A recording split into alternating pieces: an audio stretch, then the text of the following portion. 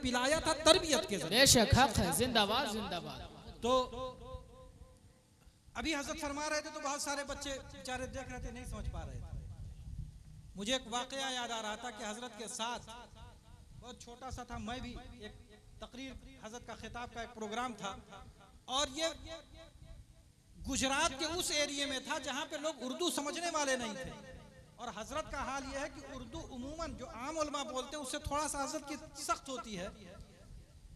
तो हजरत जब वहां पे गए, वहां पे एक बेचारे बड़े सेठ आदमी थे, वो भी बैठे हुए। हजरत जब तकरीर करने लगे और हजरत इमाम हुसैन अलैहिस्सलाम और शुहदाए करबला का जिक्र हो रहा था, तो हजरत तकरीर करने के बाद थोड़ी देर के बाद पूछते थे, बच्चे आप लोग समझ गए, आप लोग समझ गए, आप लोग समझ गए? सब लोग कहते थे हाँ अभी बापू समझ में आ गया, ठीक है बापू, ठीक है ठीक है। जब हमारे उस आदमी ने जिसने हजरत को बुलाया था, जब उसने देखा कि हजरत बार बार बापू इस तरीके से बात कर रहे हैं, तो उसने कहा कि हुजूर आप जो बयान फरमा रहे बयान करते रहिए, हमको चाहे समझ में आए या ना समझ में आए, हमारे लिए यही काफी है कि मेरे बापू हजरत इमाम हुसैन का जिक्र कर रहे हैं। नारे तकबीर, नारे रिसालत, फैजान हुजूर शुएबुल औलिया, शहजादे हुजूर शुएबुल औलिया, नबीरे हुजूर शुएबुल औलिया, फैजान बाबू मियां, नारे तकबीर, नारे रिसालत। हजरत जो सारी बातें फरमा रहे थे वो सिर्फ बातें नहीं थी, बल्कि फैजुल रसूल की तारीख थी। आज नहीं, कुछ दिनों के बाद जब ये कहेंगे, आज भी अभी बाहर आप चले जाइए, हो सकता है शायद हम, क्योंकि कहते हैं ना कि हमारे यहाँ जब हम लोग जामियतुल अजहर में पढ़ा करते थे, तो जामियतुल अजहर में हर जुमे को मदीनतुल बुऊस अल इस्लामिया की जो मस्जिद है, उसमें शेखुल अजहर शेख तंतावी अलैहि रहमा का खिताब हुआ करता था, तफसीर कुरान फरमाया करते थे। तो जाहिर बात है कि जिस तरह से यहाँ पे भी बच्चे थोड़ी देर सुनते हैं उसके बाद चले जाते हैं, हम लोग भी जब जुमा की नमाज पढ़ लेते थे तो बहुत सारे बच्चे आते थे, सुन्नत पढ़ना बड़ी भारी पड़ता था, भाग के चले जाते थे। लेकिन जब कुछ दिनों के बाद हजरत का इंतकाल हो गया, और हजरत के शोहरे का ये आलम था कि उस वक्त जहां पे भी जाते थे, अगर किसी मुस्लिम कंट्री में जाते थे तो वहां का प्रेसिडेंट आता था उनको रिसीव करने के लिए, इसलिए कि कहता था कि दुनिया में इतने मुमालिक हैं, हर मुमालिक में ना कोई प्रेसिडेंट मौजूद है, लेकिन जामियतुल अजहर एक ऐसी इस्लामी दरसगाह है जहां का शेखुल अजहर सिर्फ इस पूरी दुनिया में एक है, जो शेख तंतावी, उनके आने पे उनका इस्तेमाल। बेशक, जिंदाबाद जिंदाबाद। तो हम लोग उनको समझ नहीं पाते थे, उस वक्त हमको भी लगता था कि कोई हजरत की एक दरसगाह चल रही है, कभी जाएं सुनने कभी ना जाएं। लेकिन बाद में हजरत की जब तफसीर हम लोगों ने पढ़ी और हजरत की तफसीर के हवाले से जब वो सारी उनकी किताबों को देखने का इत्तेफाक हुआ, तो पता चला कि हजरत की शख्सियत कितनी अजीमुशान शख्सियत थी।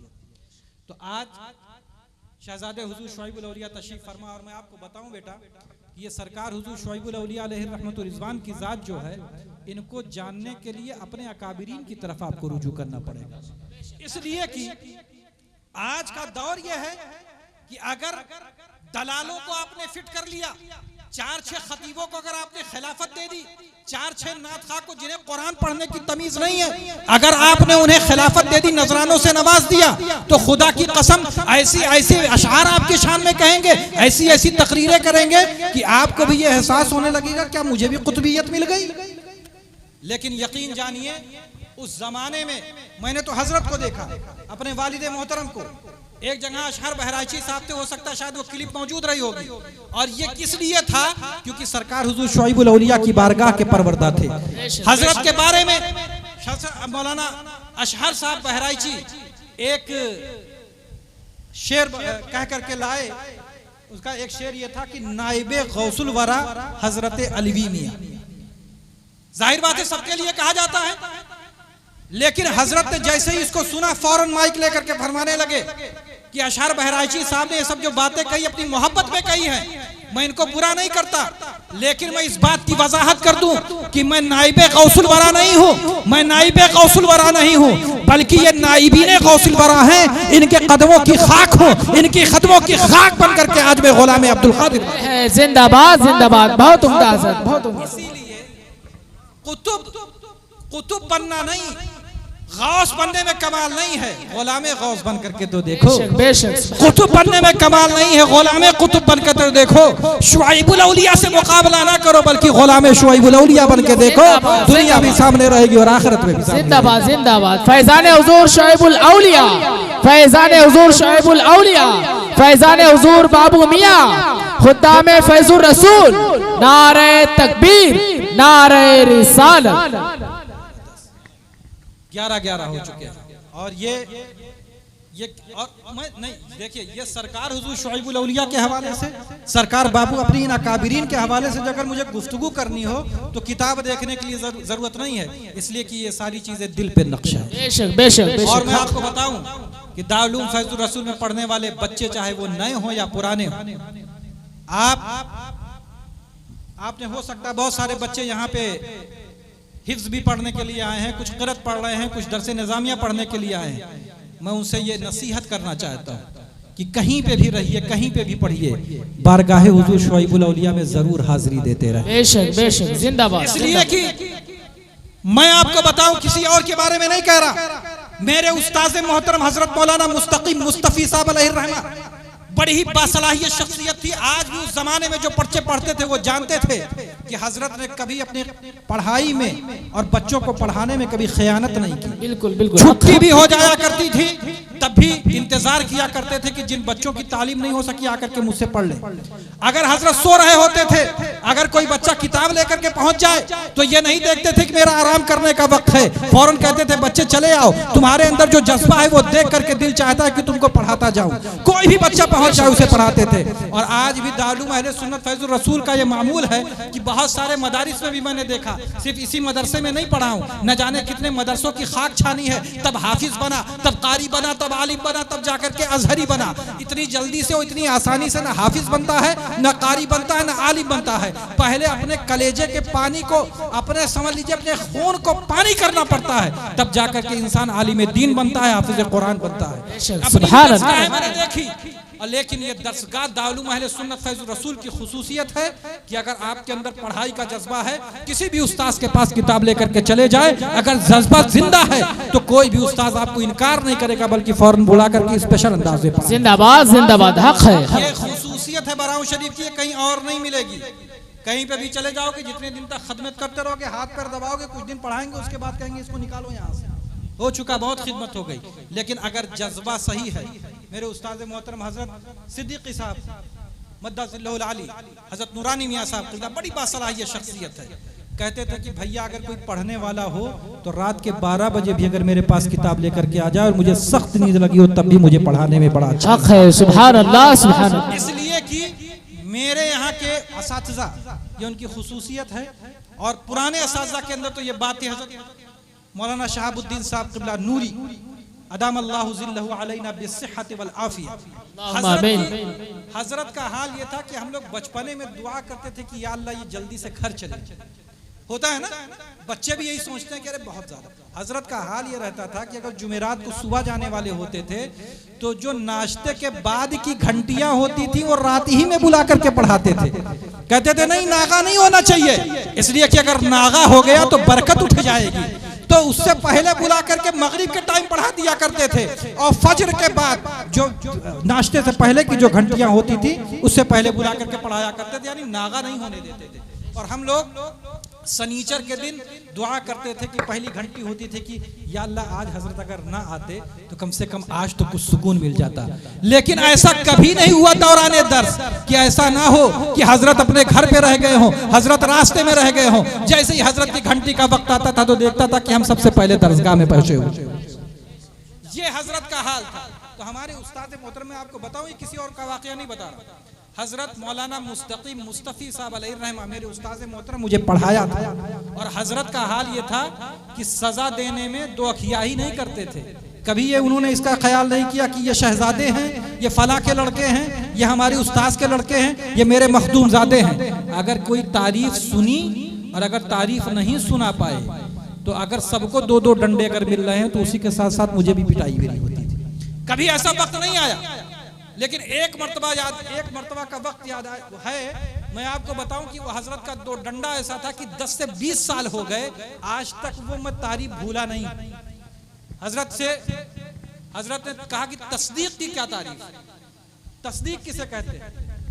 आज तक मैं नहीं भूला, हो सकता अभी तुम लोगों से पूछूं जो इन्होंने जवाहिर मंतिक पढ़ा होगा भूल गए होंगे, लेकिन आज तक मैं भूला नहीं। क्यों?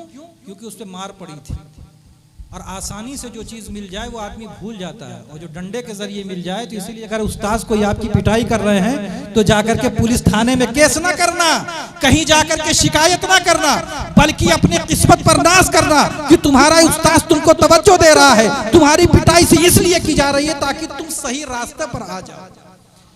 हजरत ने मुझसे पूछा कि तस्दीक की क्या तारीफ है? इत्तेफाक से उस दिन याद करके नहीं हजरत गया था। हजरत ने कहा नहीं, आज तो पिटाई जरूर होगी, इसलिए कि सबको मारा, अगर आपको नहीं मारेंगे तो खयानत हो जाएगी। तो आज तक मैं उस तारीफ को नहीं भूला कि निस्बत खबरिया की वो सूरत ज़हनिया जो इज़आन हो उसी को तस्दीक कहते हैं, आज तक नहीं भूला। तो आज भी अगर मैं इसीलिए असातिज़ा हमारे हाफिज गयासुद्दीन साहब पहले जब शुरू में आए तो बच्चों को इतनी पिटाई करते थे कि मुझे उनसे हजरत से कहना पड़ा कि अरे हजरत बहुत छोट बच्चे इतना ज्यादा ना मारिए। कहते थे नहीं हजरत बड़े शरीर है, अगर नहीं मारूंगा तो ये सबक नहीं सुनाएंगे। आज भी बहुत छोटे बच्चे हैं, मैं इन छोटे बच्चों को देखता हूं तो मुझे अपना बचपना याद आता है। हो सकता है ये घर छोड़ करके आए परेशानी में, और यहाँ पे आप खाने के लिए नहीं आए, घूमने के लिए नहीं आए, ना ये कोई पार्क है ना कोई रेस्टोरेंट है, ये इदारा है, मादरे इल्मी है, यहाँ आप इल्म हासिल करने के लिए। बेशक मैं भी जब गया जमदाशाही में पढ़ाई करने के लिए तो बेटा खाने का हाल हमारे घर का बहुत शानदार, बहुत आला, लेकिन जब वहां पे पहुंचा तो वो उबली हुई दाल, यहाँ की दाल तो बहुत अच्छी है, वहां की दाल का हाल ये था कि अगर ऐसे दबाओ तो उछल जाता। मटर की दाल का हाल ये था कि अगर उसको आप दबाइए तो फौरन उछल जाए। मैं बुराई नहीं कर रहा, अरे इतने लड़कों का खाना बनता, कभी कच्चा रह जाए कभी जल जाए, ये सारी चीजें आम सी बात है, लेकिन वो जो तकलीफ थी वो तो मैं भूल गया, लेकिन वो जो कुछ लेकर के आया आज भी हमारे सीनों में जिंदा। बेशक हक है, जिंदा। तो बराओ शरीफ में अगर आए हो, किसी उस्ताद ने तुम्हें मार दिया तो ये ना सोचना कि मैं इसकी शिकायत करूंगा, थाने में जाकर किसकी शिकायत करूंगा, इसलिए कि थाने में शिकायत करके थोड़ी देर के लिए तो तुम्हें तसल्ली मिल जाएगी, लेकिन यकीन जानो अगर अपने उस्ताद के खिलाफ खड़े हो गए तुम्हारी आखिरत और तुम्हारी दुनिया बर्बाद हो जाएगी। हक है, सुभान अल्लाह, हक है। इसलिए कि अपने अगर उस्ताद के खिलाफ खड़े हुए, उनसे अगर लड़ाई लड़ी तो आखिरत तुम्हारी हारना ही है, कभी इल्म का फैज़ तुम्हें नहीं मिलेगा। और इल्म जब आदमी लेने के लिए जाता तो इल्म का हाल यह है, तो जैसे पानी ऊपर से नीचे की तरफ जाता है, वैसे इल्म का भी हाल यह है कि इल्म जब हासिल करने जाइए तो पूरी शराफत के साथ और ये सोच के जाइए कुछ लेने जा रहे हैं, और जब ये सोच करके जाएंगे तो इल्म जरूर मिलेगा। और अगर ये सोच करके जाएंगे कि आज ऐसा मुताला करके जाएंगे, ऐसा सवाल करेंगे कि हजरत जवाबे नहीं दे पाएंगे, तो कभी इल्म का फैज़ आपको नहीं मिल सकता। मेहनत से पढ़ाई कीजिए। हजरत मौलाना मुस्तकीम साहब बताने लगे कि इस बाफैज़ आस्थाने का है, कहने लगे जब शुरू में यहाँ पे हजरत आए, कुछ ही दिन के बाद हजरत को शुगर का मर्ज लाहिक हुआ, और हजरत का हाल यह था कि मर्ज बढ़ता गया, जूजू दवा की, जितनी दवा करते जाते थे मर्ज बढ़ता जाता था, कभी 500 शुगर कभी 600 शुगर। हाल ये रहता था कि हजरत आए और हजरत के पास पहुंच करके, चूंकि मेरे वालिद मोहतरम उनके उस्ताद भी थे, हजरत सिर्फ उस्ताद नहीं है, हजरत अल्लामा अलवी साहब क़िबला साहिब सज्जादा खानकाए फैज़ुर रसूल सिर्फ उस्ताद नहीं है बल्कि उस्ताजुल असातिज़ा हैं। न जाने कितने मुफ्तियान, अब आप सोच लिए कि हजरत की शख्सियत है मुफ्ती शहाबुद्दीन साहब क़िबला, हजरत इनके भी उस्ताद। अब आप सोचिए हजरत के पास पहुंचे, हजरत मुफ्ती मुस्तकीम साहब कहने लगे कि हजरत मेरी तबीयत बहुत ज़्यादा ख़राब है, मुझे इजाज़त दे दीजिए, मैं कुछ दिन के लिए घर जाना चाहता हूँ, मैं अगर इस तरह से रहूँगा तो मैं पढ़ा नहीं पाऊँगा। हजरत ने फरमाया कि ठीक है, आप भाई अपनी दरख्वास्त वगैरह लिख करके दे दीजिए, चाहिए चले जाइए। हजरत जा करके 1.5 महीना तक अपने घर पे रहे, लेकिन इफाका नहीं। मुझसे वो खुद कहने वाले हैं कि हजरत मैंने बराओ शरीफ से इल्म हासिल किया, बराओ शरीफ से तरबियत हासिल की, लेकिन अकीदतों का जो मामला अब है वो पहले नहीं था, इसलिए कि उस वक्त मैंने सरकार शुआइबुल औलिया की अज़मतों को देखा नहीं था, मैंने अब अपनी अज़मतों को देख लिया। मैंने कहा हजरत उस वाक़े को बयान कर दीजिए। कहने लगे दवा पे दवा करता जाता था, मेरी तबीयत खराब होती जाती थी, कभी आंख पर असर हो रहा है, कभी दिमाग पर असर हो रहा है, कभी जुबान पर असर हो रहा है। फिर इत्तेफाक ऐसा हुआ कि मैं बारगाहे हुजूर शुआइबुल औलिया में हाजिर हुआ। मैंने कहा हुजूर अगर इसी तरीके का हाल रहा तो मैं आपके इदारे की खिदमत कैसे करूंगा, अगर यही हाल रहा तो अपने घर पे पड़ा रहूंगा। इतना कहना था। फरमाने लगे कि रात में मैं सोया, मैंने क्या देखा कि सरकार हुजूर शुआइबुल औलिया तशरीफ लेकर के आए हैं। बताने लगे कि वो जगह कौन सी है, यही वो जगह है जहाँ पर मेरी गाड़ी खड़ी होती है। कहने लगे वहीं पर तख्त लगा हुआ है। मैंने अपनी निगाहों से देखा सरकार हुजूर शुआइबुल औलिया तशरीफ फरमा है, गुलाम चारों तरफ 10 बस्ता हाजिर है। मैं भी आगे पहुंचा, हजरत सरकार शुआइबुल औलिया की बारगाह में सलाम अर्ज करने लगा। हजरत ने दुआ फरमाई और कहने लगे क्या हाल चाल है। मैंने कहा हजरत तबीयत ठीक नहीं रहती है, शुगर का हाल है और रोज मेरा मर्ज बढ़ता जा रहा है, दवा चूचू करता जा रहा हूँ, मर्ज बढ़ता जा रहा है। सरकार शुआइबुल औलिया ने फरमाया अगर ये हाल है तो ऐसा करो जरा पपीता खाओ। फरमाया कि जरा पपीता क्यों नहीं इस्तेमाल करते हो। सरकार हुजूर शुआइबुल औलिया का इतना फरमाना था। हजरत बात पे देखने लगे और कहने लगे फिर मैंने एक मस्जिद को देखा, एक नदी है उसके किनारे वो मस्जिद बनी हुई है। मेरा ख्याल आया कि शायद सरकार सत्थिर की वो मस्जिद है जिसके बारे में मैंने सुना था वाकयात में। मैं वहां पे भी जाकर के हाजिरी दे करके आया, लेकिन सरकार शुआइबुल औलिया ने फरमाया था कि पपीता इस्तेमाल करो। उस वक्त आज का हाल नहीं था, आज से 20 साल पहले इस तरह से पपीता नहीं मिलता था। लेकिन हजरत मौलाना मुस्तकीम साहब के जितने शागिर्द थे जब भी आते थे तो कोई पपीता लेकर के आ रहा है, कोई बांसी जा रहा है लेने के लिए। हजरत ने जब सरकार हुजूर शुआइबुल औलिया की इस बात को गिरा बांध ली, कहने लगे सारी दवाइयां पे असर हो गई थी, लेकिन सरकार शुआइबुल औलिया ने जो नुस्खा बताया था जब उस पर अमल करने लगा अल्हम्दुलिल्लाह बिल्कुल सेहत के साथ। नारे तकबीर, नारे रिसालत, फैजान हुजूर शुआइबुल औलिया, फैजान हुजूर शुआइबुल औलिया, शहजादे हुजूर शुआइबुल औलिया, नबीरे हुजूर शुआइबुल औलिया, फैजान हुजूर बाबू मियाँ, असातिज़ाए फैजुर रसूल, तलबाए फैजुर रसूल, खुद्दामे फैजुर रसूल, नारे तकबीर, नारे रिसालत। ये कोई और वाकया नहीं, ये हजरत मौलाना मुस्तकीम साहब ने मुझसे डायरेक्ट कहा और मुझसे कहते थे कि भैया हमें किसी और आइडियल की जरूरत नहीं। जो उन्होंने मुझसे कहा वही मैं तुमसे भी कहता हूँ कि हमें किसी और आइडियल की जरूरत नहीं, हमारे लिए सरकार हुजूर शुआइबुल औलिया आइडियल के तौर पर काफी है। चाहे वो रूहानियत का मामला हो, चाहे तालीम का मामला हो। हजरत ऐसा आइडियल थे कि उन्होंने सिर्फ अपने बच्चों को ऐसा नहीं किया कि भाई मैं बहुत बड़ा पीर हूँ, बहुत सारे चाहने वाले, बहुत सारे मुरीदीन हैं, छोड़ दो इनको इसके हाल पर, लोग तो दस्तबोसी करते रहेंगे। नहीं, अपने बच्चों को तालीम भी दी और ऐसी तालीम दिलाई कि तालीम दिलाने के लिए हजरत बदरे मिल्लत को बुलाया, शेखुल उलमा को बुलाया, अल्लामा आज़मी को बुलाया। उस वक्त के जितने भी अकाबरीन थे सब फैजुर रसूल में मौजूद हुआ करते थे। इसलिए कि सबसे पहले तालीम अगर देनी है तो अपने बच्चों को दी जाए, इसलिए कि जब अगर अपने बच्चों को देंगे तो इस तालीम को और आगे बढ़ाएंगे। और अल्हम्दुलिल्लाह आज देख रहे हैं दारुल अहले सुन्नत फैजुर रसूल में बहुत सारे बेवकूफ़ किस्म के लोग, उनसे मैंने सुना कि हजरत सरकार शुआइबुल औलिया अलैहि रहमतुर रिज़वान अजीम शान सूफी थे, बड़ी बुजुर्ग शख्सियत थी, लेकिन वो सनद याफ्ता आलिम नहीं थे। अरे बेवकूफ़ कहीं के, तुम सनद याफ्ता कह रहे हो? आज भी उनके इदारे से जिसको सनद दे दी जाए वो आलिम हो जाए, जिसको क़िरात की दस्तार दे दी जाए वो कारी हो जाए। और तुम सनद की बात करते हो, जिस बड़े बड़े इदारे से तुम पढ़ के आए थे वहां के शेखुल उलमा, वहां के सदरुस सुदूर सरकार शुआइबुल औलिया के कदमों को चूमा करते थे और कहते थे अगर सरकार शुआइबुल औलिया की निगाह मिल गई तो हो सकता है ये किताबी इल्म तो कहीं भी मिल सकता है, लेकिन अगर सरकार शुआइबुल औलिया की निगाह मुझ पर पड़ जाएगी तो मेरी दुनिया भी सूर देगी और आखिरत भी समझेगी। जिंदाबाद जिंदाबाद, बहुत उम्दा, बहुत उम्दा, माशाअल्लाह। कह रहा मैंने ये बताया। और आज जिनका उर्स है सरकार बाबू मियाँ अलैहि रहमत व रिज़वान, सरकार हुजूर शुआइबुल औलिया की शख्सियत वो थी। बस ये बता दूं कि हमने तो सरकार बाबू मियाँ को नहीं देखा, हमने सरकार शुआइबुल औलिया को नहीं देखा, लेकिन मैंने मखदूम अहले सुन्नत से सुना, मैंने अपने वालिद मोहतरम से सुना कि हजरत बाबू मियाँ अलैहि रहमत व रिज़वान की अज़मत का ये हाल था कि जब उस वक्त कोई परेशान हाल सरकार शुआइबुल औलिया की बारगाह में आता था, अपने आसेब को लेकर आता था, अपने परेशानियों को लेकर के आता था, तो सरकार शुआइबुल औलिया यही फरमाते थे हजरत बाबू मियाँ की मजार पर लेकर के जाओ। अगर वो रोता बिरकता हुआ बाबू मियाँ के मजार पर आता था तो चूंकि सरकार शुआइबुल औलिया ने भेजा होता था, आता था तो रोते हुए और जाता था हंसते हुए। नारे तकबीर, नारे रिसालत, फैजान हुजूर शुआइबुल औलिया, फैजान हुजूर बाबू मियाँ, खुदा में फैजुर रसूल, नारे तकबीर, नारे रिसालत। ये थी सरकार बाबू मियाँ की शख्सियत।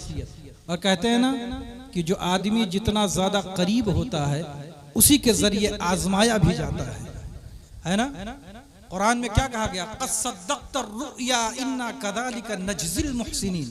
हजरत इस्माइल अलैहिस्सलाम को कहा था ना कि कुर्बानियां तो बहुत दी, लेकिन ये कुर्बानियां हो रही हैं, ठीक है, कबूल की गई, और भी कोई चीज, लन तनालुल बिर्रा हत्ता तुनफिकू मिम्मा तुहिब्बून, जब तक वो चीज खर्चा ना कर दिया जाए जिसको सबसे ज्यादा मोहब्बत है। तो कहते हैं ना कि जो सबसे ज्यादा अजीज होता है अल्लाह तबारक व तआला की जानिब से आजमाइश होती है। सरकार हुजूर शुआइबुल औलिया से बेइंतहा मोहब्बत फरमाया करते थे। अल्लाह तबारक व तआला उन्होंने बहुत पहले अपने पास बुला लिया। हजरत का भी हाल यही था। वालिदे मोहतरम शहजादे हुजूर शुआइबुल औलिया बहुत मोहब्बत फरमाया करते थे। और एक वक्त ऐसा आ गया कि चेचक का कि ऐसी बीमारी लगी कि लगता नहीं था कि हजरत की जिंदगी बचेगी। जितने भी नानपारा में जो हजरत के गुलाम थे, हजरत के मुरीदीन थे, दस्त बस्ता हाजिर थे, कहते थे कि हजरत दुआ फरमा दीजिए ताकि अल्लाह तबारक व तआला इनको सेहत अता फरमा दे। हकीम कैसर साहब खड़े रहते थे कि हजरत सारी दवाइयां दे करके देख ली लेकिन कोई दवा असर नहीं कर रही है, हजरत दुआ फरमा दें। सरकार शुआइबुल औलिया फरमाते थे कि मसला मेरे बेटे का है, मसला मेरे बेटे का है, इसलिए मैं अल्लाह की रजा पर राजी हूँ और मेरा अपनी जात पर इतना यकीन है कि आज अगर नानपारा में कोई मुर्दा भी होगा उसे भी अगर यहाँ पे ले आया जाए और ये फकीर उसके लिए दुआ कर दे तो अल्लाह तबारक व तआला उस दुआ की लाज रख लेगा। लेकिन इनके लिए दुआ नहीं होगी, राजी ब रजा हूँ, अल्लाह तबारक व तआला जो चाहे वो करे। अगर मेरे बच्चे को की जिंदगी बख्शना चाहता है तो वो बच्ची बख्शे, और अगर वो अपने पास बुलाना चाहता है तो बुला ले, मैं अल्लाह की रजा पर राजी हूँ। और अगर मामला किसी और का होता तो उसके लिए अगर मैं दुआ करता तो मुझे अपनी रब की जात पर इतना यकीन है कि अल्लाह मेरे कसम की लाज रखता। तो जो महबूब चीजें होती हैं उनके जरिए इंसान को आजमाया जाता है। तो सरकार हुजूर शुआइबुल औलिया अल्लाह के इतने मुकर्रब बंदे थे, इतने मुकर्रब बंदे थे कि यकीन जानिए कि उनके हवाले से अगर बात की जाए तो एक रात नहीं कई रातों की ज़रूरत पड़ेगी तब भी ये मौजू ना तमाम रहेगा। इसलिए कि सरकार हुजूर शुआइबुल औलिया के हवाले से अगर मुझे बोलना हो तो उसे किताब देखने की ज़रूरत नहीं है, सारी बातें नक्श हैं दिल पर। और इसलिए कि ये सरकार हुजूर शुआइबुल औलिया का एहसान सिर्फ हमारे ही ऊपर नहीं है, बल्कि जब जब अहले सुन्नत वल जमात और मसलक के आला हजरत का नारा लगाने वाले जब भी याद करेंगे तो इस नेपाल के तराई इलाके को जब भी याद किया जाएगा तो सरकार शुआइबुल औलिया की जात को फरामोश नहीं किया जा सकता। कि आज इस बदअकीदगी का मामला जानते हैं, पीछे जो हमारे गांव है करही, आज भी अगर पहुंच जाओ मदीना यूनिवर्सिटी में और मदीना मुनव्वरा में तो 2-4 ठो मुतव्वे भी आपको मिल जाएंगे आपको तबलीग करते हुए, यही करही के बगल के हैं। ऐसे आलम में दारुल उलूम अहले सुन्नत फैजुर रसूल का क़याम करना और इस तराई इलाके में उलमा की टीम को उतार करके अहले सुन्नत वल जमात की हिफाजत फरमाना और सुन्नियत की हिफाजत फरमाना, ये कोई आम आदमी नहीं कर सकता था, कोई कर सकता था तो शुआइबुल औलिया। जिंदाबाद जिंदाबाद, हक है सुभान अल्लाह। अल्लाह तबारक व तआला हमें सरकार हुजूर शुआइबुल औलिया के फैज़ान से, सरकार हुजूर बाबू मियां अलैहि रहमत व रिज़वान के फैज़ान से माला माल फरमाए। और मैं सरकार शुआइबुल औलिया की बारगाह में भी यही अर्ज़ करता हूँ कि सरकार आपके बड़े चहीते शहजादे थे। और ये आपको बताऊं कि आज भी जब वो आप रजिस्ट्री उठा करके देखें, कभी पढ़िएगा, और मैं अपने उन असातिज़ा से भी कहना चाहता हूँ, शायद ये उसमें मुताले में शामिल भी तारीफ शुआइबुल औलिया में ये है भी, उसको शुआइबुल औलिया तारुफ उसमें ज़रूर देखिएगा बेटा। उसमें आपको जो चंद प्रोग्राम इस खानका के जो सबसे अहम हैं जिसके करने के बारे में सरकार हुजूर शुआइबुल औलिया ने इजहार फरमाया था, उसमें से एक प्रोग्राम सरकार बाबू मियां अलैहि रहमत व रिज़वान का उर्स है। और आपको मैं बताऊं कि पहले जब हजरत मौजूद थे तो उस वक्त जो पहली दस्तार बंदी हुई थी वो हजरत के उर्स के मौके पर ही हुई थी, उस वक्त फरागत हुई थी। लेकिन बाद में हमारे उलमा हजरत बदर मिल्लत अलैहि रहमत व रिज़वान और उस वक्त के जो अकाबरीन थे उन्होंने इस बात को तय किया कि अब जो दस्तारबंदी का प्रोग्राम होगा वो सरकार शुआइबुल औलिया के उर्स के मौके पर होगा, वरना यही वो मेन प्रोग्राम था जिसमें दस्तार दी जाती थी। तो ये हम सब के लिए बड़ी ही खुशनसीबी और बड़ी सआदत की बात है कि आज हम बारगाह हुजूर शुआइबुल औलिया में बैठ करके, इस हाते नूर में बैठ करके सरकार हुजूर शुआइबुल औलिया के भी फैजान से, सरकार बाबू मियां अलैहि रहमत व रिज़वान के और इस बारगाह के अकाबरीन के फैजान से माला माल हो रहे हैं। अल्लाह तबारक व तआला हम सब पर अपना करम फरमाए। सरकार शुआइबुल औलिया रब की बारगाह से हम पर करम फरमाएं। सरकार बाबू मियाँ का सदका दिलवाएं, इसलिए कि हम ही नहीं, ये जितने बच्चे हैं सरकार ये सब आपके गुलाम हैं, इनको भी नवाज दें। ये जिस मकसद को लेकर के आए हैं बराऊं शरीफ में, अल्लाह तबारक व तआला इन्हें इल्म सालेह, अमल नाफे और इनकी उम्र में भी बेहिसाब बरकत अता फरमाए। और ये जहाँ जाएं दीन का एक सिपाही, इस्लाम का एक सिपाही बन करके रहें। अल्लाह तबारक व तआला इन्हें दीन मतीन की खूब खूब खिदमत करने की तौफीक मरहमत फरमाए। इन्हीं दुआया जुमलों के साथ अपनी बात अय्युहल काफिरून ला अअबुदु मा तअबुदून वला अंतुम आबिदून मा अअबुदु वला अना आबिदुम मा अबदतुम वला अंतुम आबिदून मा अअबुदु लकुम दीनुकुम वलिय दीन। बिस्मिल्लाहिर्रहमानिर्रहीम कुल हुवल्लाहु अहद अल्लाहुस समद लम यलिद वलम यूलद वलम यकुल लहू कुफुवन अहद। बिस्मिल्लाहिर्रहमानिर्रहीम कुल हुवल्लाहु अहद अल्लाहुस समद लम यलिद वलम यूलद वलम यकुल लहू कुफुवन अहद। बिस्मिल्लाहिर्रहमानिर्रहीम कुल हुवल्लाहु अहद अल्लाहुस समद लम यलिद वलम यूलद वलम यकुल लहू कुफुवन अहद। बिस्मिल्लाहिर्रहमानिर्रहीम कुल अऊज़ु बिरब्बिल फलक़ मिन शर्रि मा खलक़ व मिन शर्रि गासिक़िन इज़ा वक़ब व मिन शर्रिन नफ़्फ़ाथाति फ़िल उक़द व मिन शर्रि हासिदिन इज़ा हसद। बिस्मिल्लाहिर्रहमानिर्रहीम कुल अऊज़ु बिरब्बिन नास मलिकिन नास इलाहिन नास मिन शर्रिल वस्वासिल खन्नास अल्लज़ी युवस्विसु फ़ी सुदूरिन नास मिनल जिन्नति वन्नास। बिस्मिल्लाहिर्रहमानिर्रहीम अल्हम्दुलिल्लाहि रब्बिल आलमीन अर्रहमानिर्रहीम मालिकि यौमिद्दीन इय्याका नअबुदु व इय्याका नस्तईन इहदिनस सिरातल मुस्तक़ीम सिरातल लज़ीना अनअमता अलैहिम गैरिल मग़दूबि अलैहिम वलद्दॉल्लीन।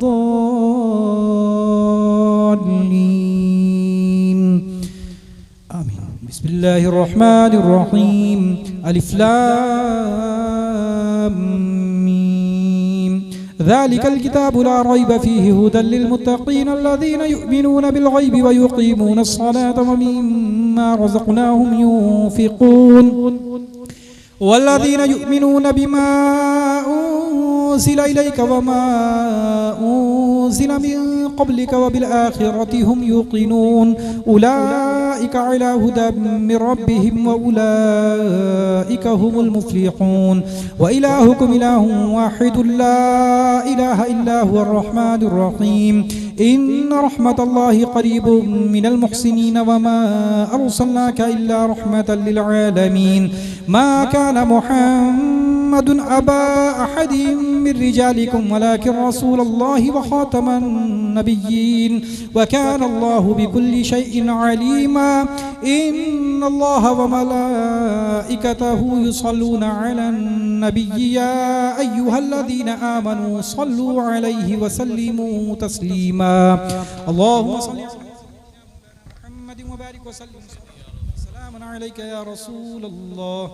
अऊज़ु बिल्लाहि मिनश शैतानिर रजीम।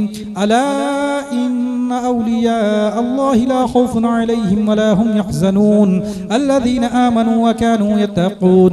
सुब्हान रब्बिका रब्बिल इज़्ज़ति अम्मा यसिफून व सलामुन अलल मुरसलीन वल्हम्दुलिल्लाहि रब्बिल आलमीन।